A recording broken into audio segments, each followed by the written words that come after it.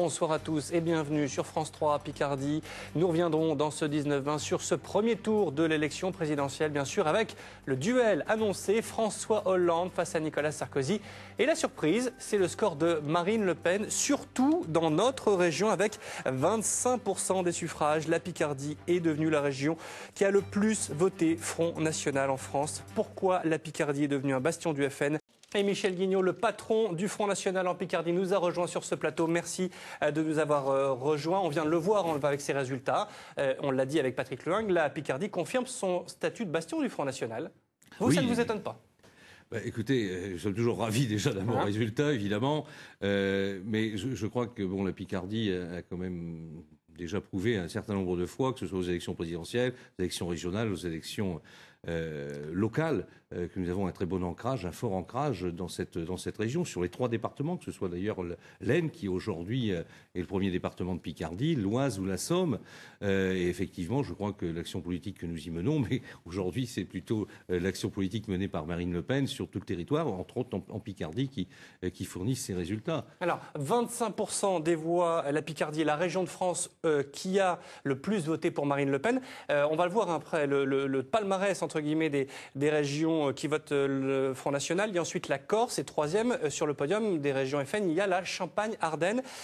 Monsieur Guignot, au deuxième tour, tout le monde se pose la question, que vont faire les électeurs du Front National? Vous, qu'est-ce que vous allez faire?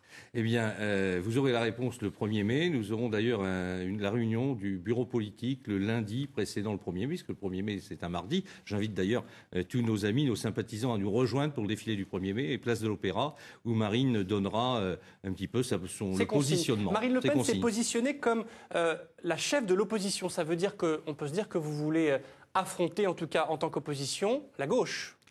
Écoutez, je pense que lorsque l'on fait quelques additions, il y a un certain nombre de choses qui apparaissent clairement, en tout cas depuis hier soir.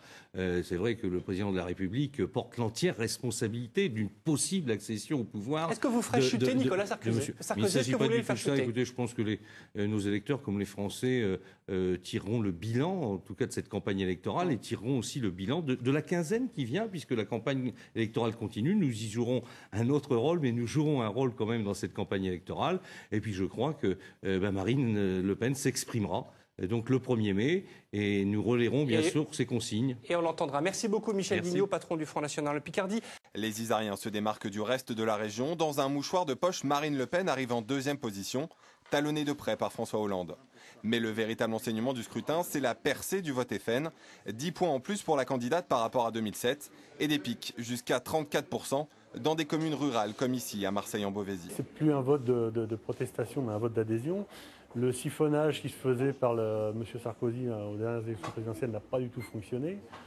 Et puis un ensemble de choses. Le programme maintenant, on voit qu'il y a beaucoup de jeunes qui sont inquiets pour leur avenir, qui manquent d'espoir, des choses comme ça. Et nous, on leur apporte des réponses à ce niveau-là.